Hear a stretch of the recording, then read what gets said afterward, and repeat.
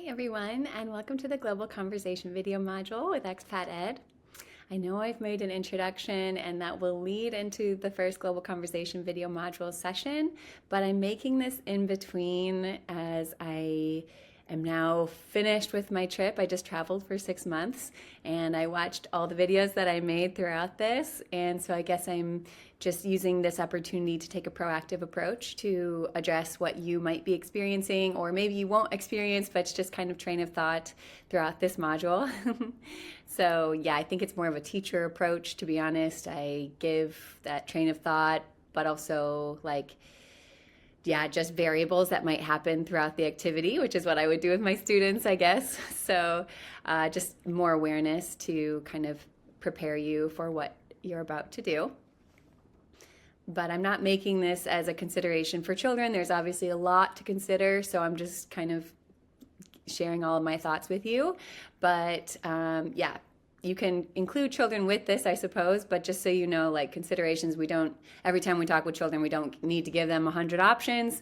I'm just being super proactive as you start this. But also, if you don't feel like watching the whole thing, you can pause and come back. I think there just might be a lot of different ways you can go about this Global Conversation video module. So we'll just start with the considerations first. So like I said, I'm recording this after 30 sessions and traveling for 6 months. So I've been reflecting a lot about relatable topics. And a big goal of the Global Conversation video module is to find topics to relate on. Relating means making a connection between things. And this can come in many different ways. You'll be doing this throughout the module, but just to highlight a few examples. Let's process them together. First, we can relate to the topic of trust. How do you know when you can trust someone? What do you do when trust has been broken? Why do you continue to pursue trust with people? Consider how important trust is when emergencies happen, when we're feeling vulnerable, when we want advice, etc. And it's worth our time and energy to invest into relationships with people. And trust is a really big part of that. And so I have some general notes that I've taken, and now I'm going to elaborate a bit more of what I mean and why I'm bringing that up is because I think, based on my experience with such a wide range of kids and adults that I've worked with, there's a lot of not knowing when to trust yourself. And not that I have those answers for you, but I can definitely use this platform and opportunity to help guide trains of thought to, reflect on yourself and reflect on what you want and kind of move that forward. And adult to adult, I imagine, and I'm talking to a parent or a teacher here, that trust is really important when you, give responsibility to someone over your child, or when you make big decisions, right? It's like you want to trust people around you, and you want to know how to find that for yourself. So when I'm talking about these big topics, I think a lot of kids' books are like Trusting with a Secret, which is definitely, relatable. But when we think about trust really, or when we think about themes in general throughout this module, I really want you to reflect that you've probably been through some kind of story along with this, when you told someone something and then they shared and you didn't want them to, and that could have been, it could have been really sad or dramatic or frustrating, and so you can relate to some level. And now I'm not encouraging you to make every conversation about your experience, okay? But that's kind of that subconscious layer that we can connect to children throughout these big topics. And especially because they'll be thinking a bit more abstractly, they could be thinking about being a doctor in the future, or they could think about, being a musician in the future, and who do they need to trust along with that, and what are those critical thinking skills? Okay, so again, there's a lot of trains of thought there just to give you a lot of ideas or a lot of pathways to go down with these conversations. So trust is a really big one. Next, we can relate to the topic of being subtly disrespected. It happens, right? In school, at work, in relationships, by strangers in random public places. You get the idea. How do you deal with it? And do you always have the same reaction? What are the variables for these scenarios? I'm sure there's a rush of memories coming through your head right now of, all of these little examples or willingness to relate. If I'm giving some kind of topic sentence, then you can relate, which again, this is what children are going to be doing as you have these conversations. You're kind of the guiding light of this, and I will support you with these videos. But children are going to be going through this as well, like the subtle disrespect, or of course there's like clear disrespect, obvious disrespect, but I'm really going to encourage you throughout this module, before we even get into the emotions aspect, is to think about if you're being respected or disrespected, and then like now here's like the in-between where it's like the subtle disrespect. And so that's kind of not looking to pick fights, but that's kind of tuning you in to when you feel comfortable or when you don't, when you feel positive or when you feel negative, or when you feel like you need to like tune inward. There's like these moments that we have, just so you can relate to what we're going for in this module. There's these like really small moments that you're going to reflect on how you can change, how you can grow, and just like how to relate to people, how to deal with people, how to work with people, how to talk with people. There's so many different ways that we need to be able to sit with discomfort and move on, and also get to know ourselves more. So again, I'm saying this like adult to adult, that like this is just a muscle to really invest in, and take your time with these conversations to, you can bring up how you relate, and also, encourage the thought process of learning from others through these videos. And then also, if you're in a bigger group, like getting to know people around you, asking those deeper questions, or, really starting to understand slowly, like that what disrespects me doesn't disrespect someone else, or maybe just a totally different reaction. Right? Like we're really understanding if we talk back, or if we go silent, or if we avoid. There's like a lot of scenarios that or we think we'll respond in a certain way and we actually act differently. So it's just a lot of like brainstorming throughout all of these things, not to dwell on negativity, like, disrespect and the next topic as well, but like it happens. And so we just want to be able to feel prepared and feel empowered by, processing these things out loud and building trust around us, as, I focus on the trust topic in the first line. So this will just one more topic just to be able to relate on, and that's the topic of not enough. Okay, so think about how many things aren't enough. And when I say not enough, I don't mean like always not enough, right? But we might have this thought enter our head throughout the day, like, oh, my cooking isn't good enough, my driving isn't good enough, my salary isn't good enough, my job isn't good enough, my house isn't good enough, my skills aren't good enough, my friend isn't good enough, my partner isn't good enough, how I'm treated isn't good enough. My time isn't good enough. It's not enough, right? It's not enough. It's not enough. It's not enough. There's this trend of just not enough. And this can get really particular, like your coffee isn't hot enough, the water isn't cold enough, the delivery of food wasn't fast enough, the hotel resort isn't fancy enough, our day-to-day routine isn't meaningful enough. You get the idea, right? Not enough, not enough, not enough. And I'm just going to elaborate to say, like, when you're hanging out with these people that like are in this constant state of not enough, because there's like this negative scarcity concept going on. But like ultimately we're human and we want more, and so certain things won't be enough. I'm not doing this to pick at anybody, but just to relate to kids of like what's not enough. It's like, oh, like if they're so used to stimulation and screen time, then like sitting in silence just like isn't going to feel like enough.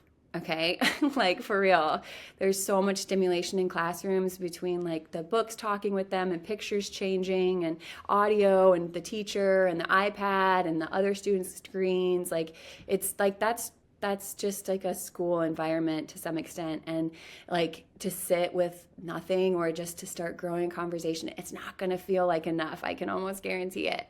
Okay, it's not interesting enough. It's not crazy enough. It's not chaotic enough. Okay, so really, like, you are the lighthouse in these conversations to encourage, like, we are enough and our conversation is enough and we're going to learn from others and that will be enough, but also just relate to them that things aren't going to seem like enough. And like when that happens, we might need to think about change, right? So if I just give one example of like your job isn't enough, then it's like, why, and then starting to go through those critical thinking aspects of security and skill and, opportunity. There's so much to go down, but you don't need to talk about everything. And I'm going to emphasize that a lot throughout the module, but these are like 3 really big topics that I think we can relate on to different, degrees. And so, yeah, I'm just kind of getting started here with the considerations. So I hope that the train of thoughts help you just process like a different perspective, because I'm not sure where you're at in your relationship to either these topics or to how you talk with your child or your students. But these are just, again, considerations coming from me as I go through my videos to kind of guide what's to come. Okay, so the background of nature here is to signify the importance of walking and getting outside, as well as learning, thinking, reflecting, etc. So let's make new habits together throughout this module. You can start to pick up that having a conversation is a habit. Like, if you start doing this every day or every other day, and you're starting to have this habit of going deeper, going broader, however the scope that you want to look at it for the day, if it's local, community, or global. Like, the idea is making habits, and you'll find throughout the module that I am constantly encouraging movement and encouraging to get outside. It helps our brain. It's science. It's like how much brain activity you have by going in nature, by getting exercise. I mean, it's just like the basics. So again, like, when I talk about when I talk about habits, it's like I want you to support that as well, because these are lifelong habits that we build. And I will mention these of skill building throughout the module, but again, I will use a lot of video in this module to have it be more experiential instead of just plain, because you can see already from the first slide, it's a bit more interactive. You're experiencing a walk in Oregon at the moment. Okay, so now I'll use this moment to give a few pointers to think about before you get started, and these are in no specific order. So if we focus on embodiment first, because we already started talking about relatability of topics, right? We already did that one. So you'll see on the second post-it there of the embodiment, that is like a visible form of an idea or a quality or a feeling. So if you embody something, right, you're living that form of idea or feeling or quality, right? Okay. So if we're talking about disrespect, right, and you embody that like zero tolerance aspect, and we talk about bullying, and you embody the fact that like there's zero tolerance, you're not dealing with it, it will not continue. That is very different than someone being like, oh, it happens sometimes. Okay. Or the people who are like, yeah, it's out of control and I don't know what to do about it. Okay, that's like a huge range, okay? And really like taking that time to reflect that embodiment of what are your feelings about that topic alone, okay? There might be someone saying like, yeah, it happens, so they need to deal with it. But then again, okay, let's bring it back to the Global Conversation video module. They need the skills to communicate this.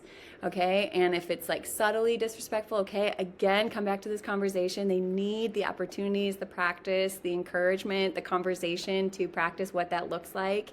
Okay, and also that's interpretation where you think someone disrespects you, but it's actually, a different perspective, so it was misunderstood.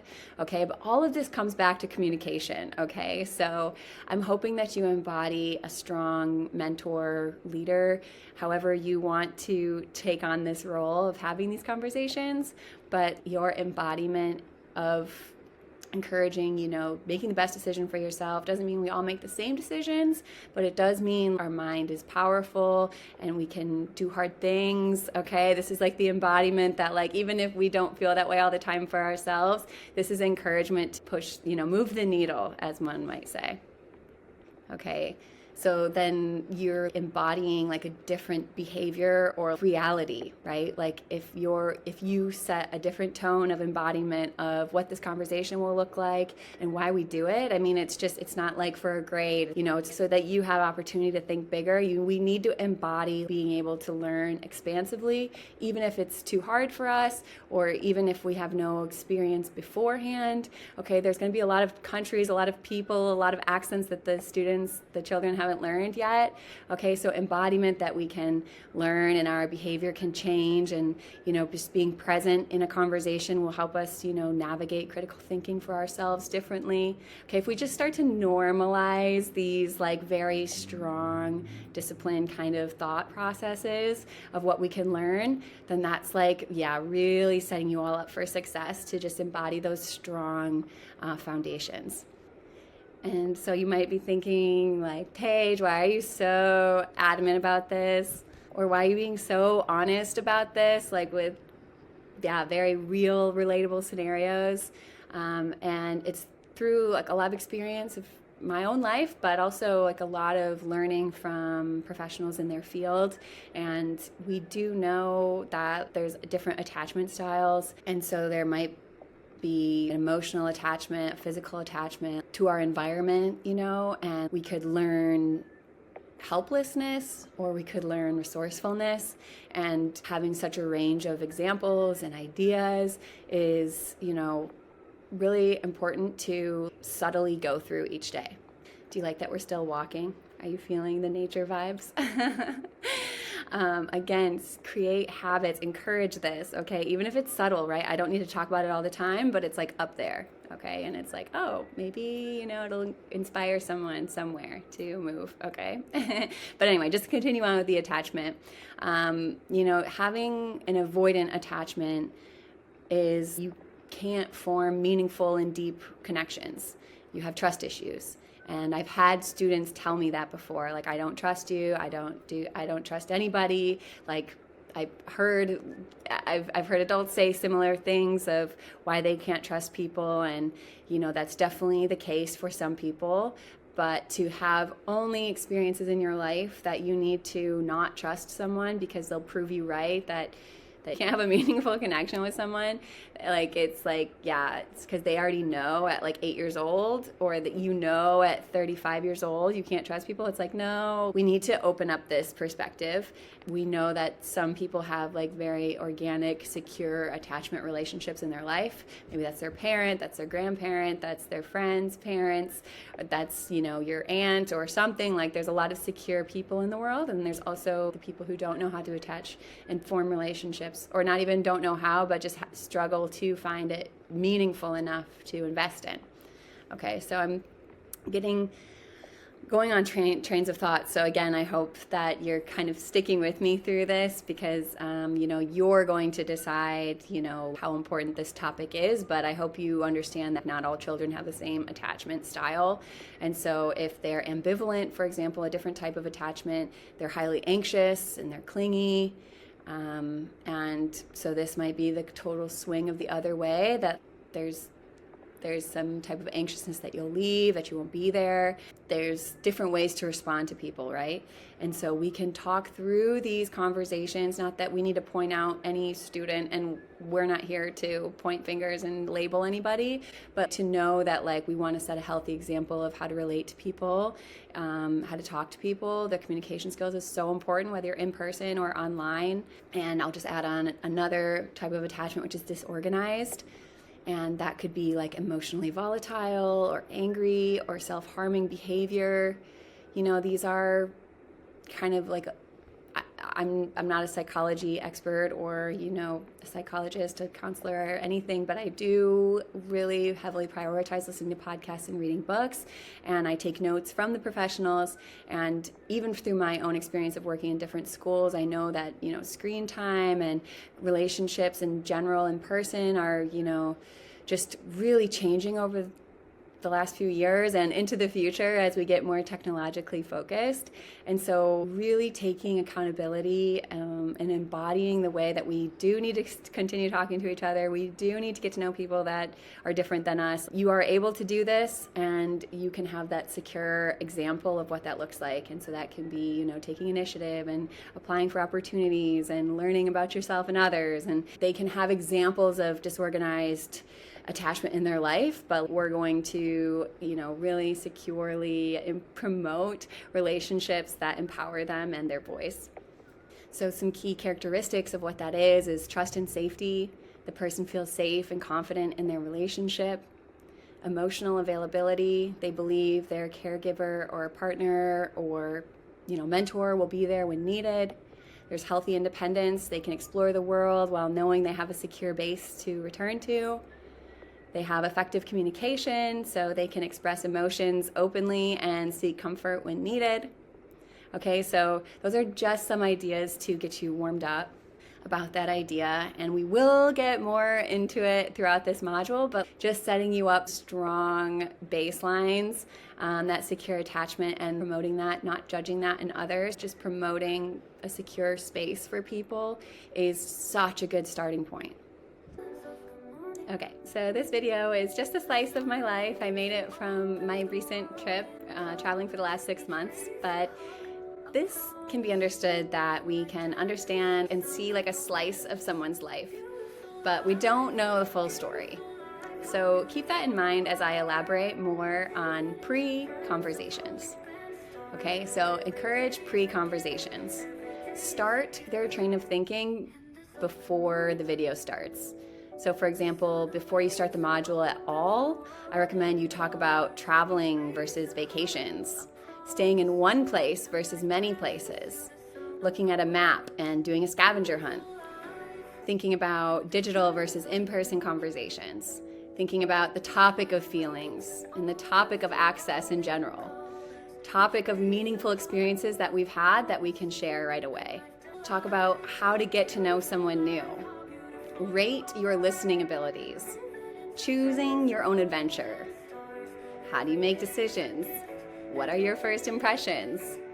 What are some mindset questions, like what you do when you're interested versus when you're not interested? Talk about having an open mind.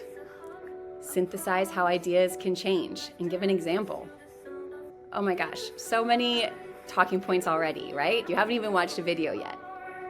So think about that. You have so much freedom with this conversation module that you don't need to just watch them and be done. You can go back, you can refer back, you can just do different parts, small parts.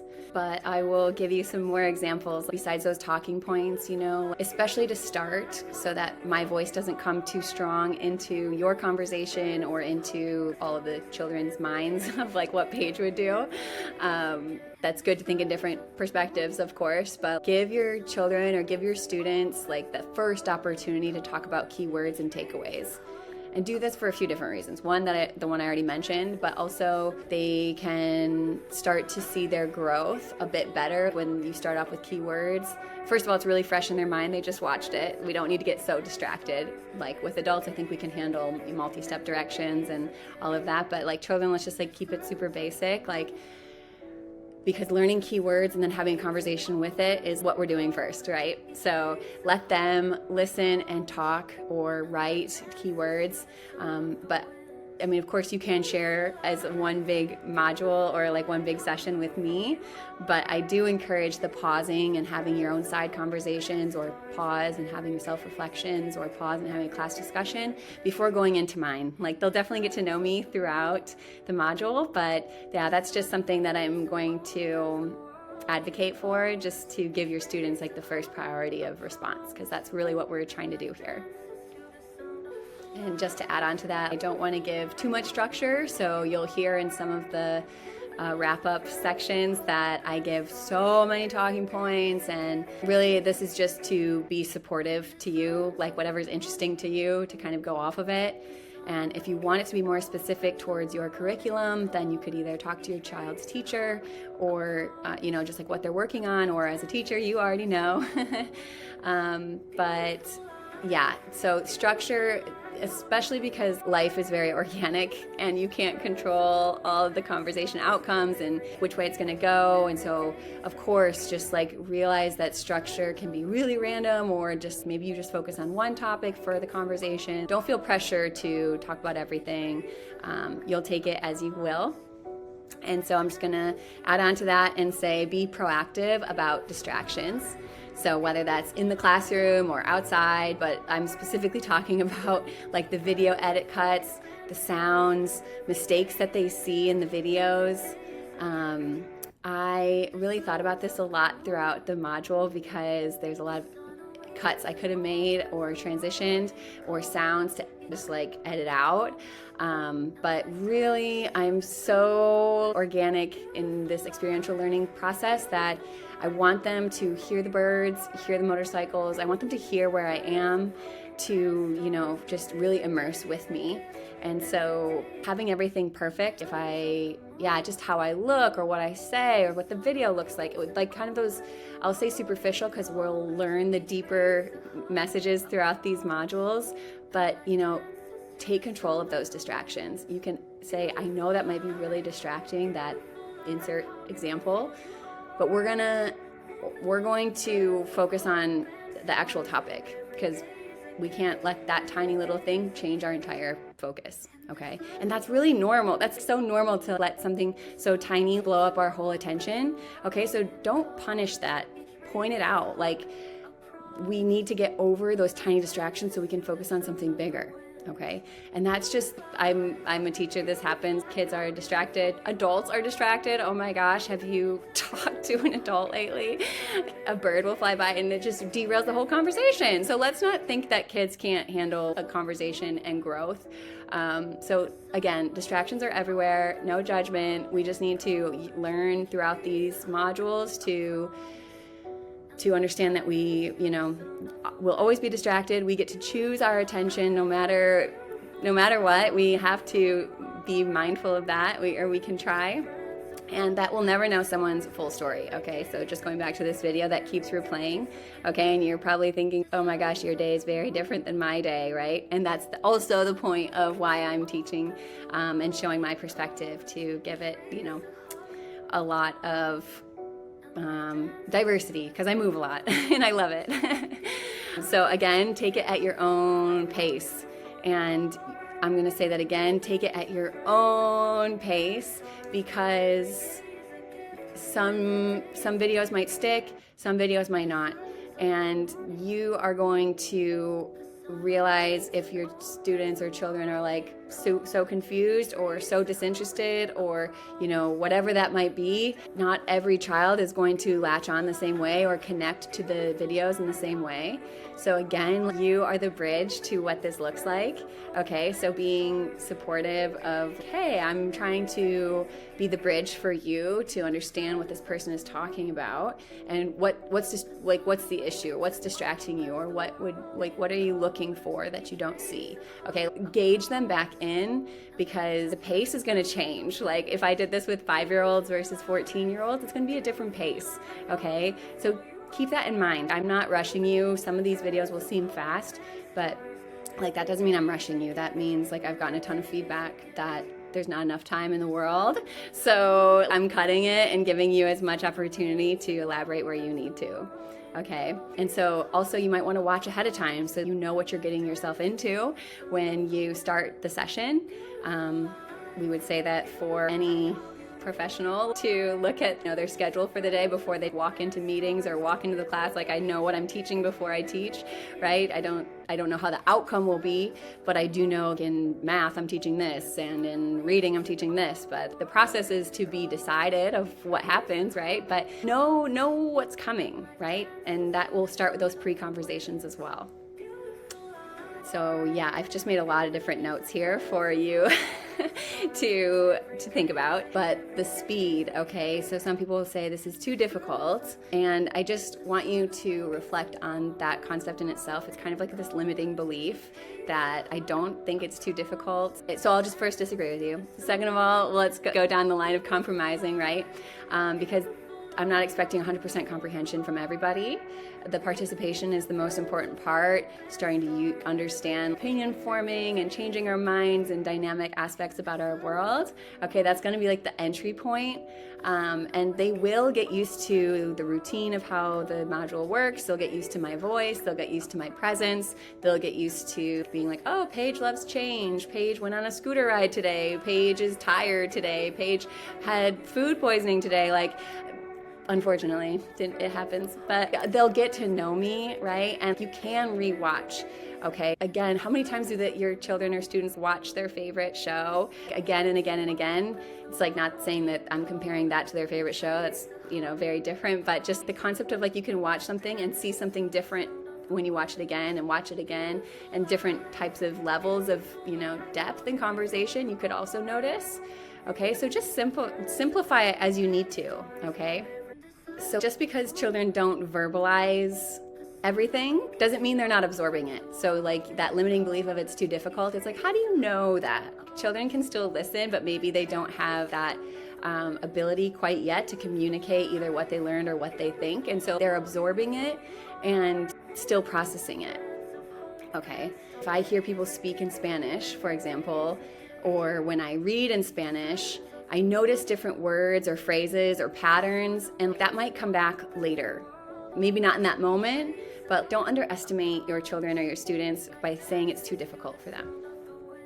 Especially because the topics that I talked about with my 10-year-olds, somebody might say like, it's too difficult, it's too hard, but again, we're simplifying to the basics, And so again, start with that strong foundation and then move up. And also, if I'm not even thinking about a different language, but something difficult that I've done that I could understand and learn but not actually communicate well, was in my master's program. You're learning so much information that it's hard to communicate it at the same time. Okay, so just like process that your children and students are learning so much at one time, and literally so much is going on in their lives that we can give them grace throughout these. And as I remind them of that throughout the module, with having an open mind, giving grace to others, like I will be that cheerleader as well, but for you too. Okay, and things that seem too fast, I just wanted to do like another relating story of when I came back to the US. I felt like everybody was so fast. Like I couldn't get a sentence in, or people would start talking over me, or people would finish my sentences, or people might say like one word and then the whole conversation has gone totally into a different direction. And so I think we just need to like take a step back and realize like how fast our world is. And sometimes you need to like pause and be like, okay, that was a lot. Let's talk about that. Or did you understand that transition? Or are you ready to move on? Okay, there's just like a lot, both personally and professionally, that we need to be able to communicate. If we understand, if we don't understand, if we want more time, if we don't want more time. These are basic wants and needs that you will be advocating for throughout this module. And the more that it becomes relatable with real world, it's like that might happen at a job easily, that the information goes way over your head, or like you need to do something for a promotion. Like all of these are going to come back to real world examples, but just not at the same time. Okay, so just keep this like very open mind, this wide spectrum of like topics that can latch on and like learning lessons that we can have, but you get to be such an advocate for them in these conversations. So here I am in this consideration, so we still have a couple more slides. Thank you for holding on. I just want to advocate this because I know that there will be moments that the conversation seems dull, or the conversation isn't giving, what you thought, and like that's okay. First of all, that's okay. But like I really think it'll help you to process not just the topic of the videos, but like the feelings that come along with it. So stress, for example, what does that mean, and how do we deal with that, and how do different professions deal with that? And just because stress can be overwhelming doesn't mean that we can't deal with it. Stress just comes in so many different ways, and children are learning so differently today, and it's really important that we process life with them and give them the opportunity to express themselves. So yeah, just consider topics like that are relatable to us. Stress, example, but like you don't need to go down the rabbit hole if it's too intense, right? Like there's also a video about Kevin riding a bike through Morocco, and if your child only really wants to focus on like a bike, do it. Or like a bike trip, do it, right? Just elaborate on what they're interested in and kind of feed them some questions and thoughts for them to critically analyze like what they're talking about. Okay, so another topic we can talk about is first impressions. So maybe your first impression of me now compared to like in the module might change, right? Because time has been different from then to now, or your patience of the day is different from then until now, or whatever it is, right? Like there's always going to be different variables, but just keep in mind like your first impression, I keep this slice of life up there because your first impression might not be the forever impression, right? Like what we understand of someone's moment versus their life is different, and we'll learn through that through conversation of how we get to know someone. And this video, hilarious, like so many bad things were like just happening in my life at the moments, but like it looks beautiful and fun, and that's what the tricky part is about video. It's first impressions. We don't really know how to gauge the depth. Okay, so again, these pre-conversations, it's really important to elaborate that with children. Not everything is as easy as it seems, or as beautiful as it seems, or is as perfect as it seems, okay? So then that means we need to be able to change our minds, right? And based on how we listen, hopefully this skill grows with us, based on different accents, different volume, different gender, different language, different general interests, right? We can be transparent about this, that some people are easier to listen to us or for us, and again, it just comes back to simplify, simplify, simplify of how you can meet them in this bridge. The idea is exposure. So to be open to new opportunities, to be open to new ideas, whether you agree with it or not, just like, can you hear it? Can you listen to it? Or are you blocking it out, right? And like to be in conversation and to feel known in your conversation. This is really all these really deep, important, vital factors for the conversation. So I hope that, summarizing this slide up, that we take these pre-conversations, all of this that I've just mentioned, all of these factors to consider and not think about it as overwhelming, but just, embody what these conversations are. As I say, there's a high baseline for how we even start off this module. Finally, you model with your attention. Let me elaborate. If you are multitasking during the video, what do you think that models?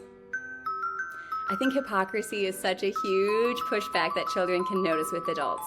And if you're not being present to get to know someone, in this case digitally, then it is low-key showing students how much your attention matters. And does it? I hope you have conversations about this. Let me elaborate a little bit more. It makes me smile to know that as much as I can think I can do things differently with this platform, I know that you are also. So everything I do, you probably would do it a little bit differently, maybe. So you could say, I wish this was different, or I wish she would have said, or she should have done this. And I'm just encouraging you to make up for that area of lack if something isn't clear enough, okay? So sometimes it will feel fast, sometimes it will feel slow, and relate to that. Sometimes when something seems obvious, we want to fast forward. But I challenge you to use those slow moments to practice presence. We need to practice chilling out sometimes, okay? Notice how your attention of admiration to learning is contagious. Notice how being able to control your attention is literally so crucial. This video was from my 6-month trip from Oregon to Michigan to Pennsylvania to New York to Morocco to Belgium to the Netherlands, back to Belgium to Thailand to Cambodia to Malaysia to Indonesia to Australia to Singapore to California and back to Oregon. In the last 6 months, imagine what your fast video update would look like. Imagine the highs and the lows. And now imagine that from someone else's story. I wanted to make this preview to give you a wide yet very specific perspective as you start this module. Throughout the module, there will be a dedicated section to enjoy the ride. This focuses on scopes from a self to global level.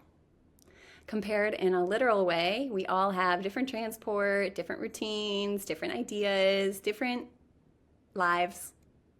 We can change our transport change or modify our routines, and change and choose our beliefs and behavior. Enjoying the ride is an optimistic perspective for sure, to not get weighed down by all the bad things that happen, because they definitely do, right? It happens. Remember, life isn't meant to be perfect, but we will enjoy it anyway. Once again, thank you for joining for the considerations. As a teacher, I know how much future feedback, concerns, and questions that will come when, releasing a starting activity with students. It's always like, but teacher. So I'm just being super proactive here. Although I did have a student tell me one time, I really like it when you tell us what we can do and what we can't do when we're finished with iReady. For example, he said, you tell us we can read a book or start on homework, but we can't play video games when we're finished. So, and as an example, teachers do this. As an aunt, and not a mother, but as an aunt, I am relating to the concern for how education will be changing for my nieces and my nephews, and for children everywhere. So cultivating a connection is such a key foundation, despite all the distractions and all of the advancements in the world around us. So I'm just going to emphasize that as well. And as a traveler, I'm super psyched for you to see the world in a new way, to meet new people, and to go new places with me. That's all for this video. Let's move on and get started. See you in there.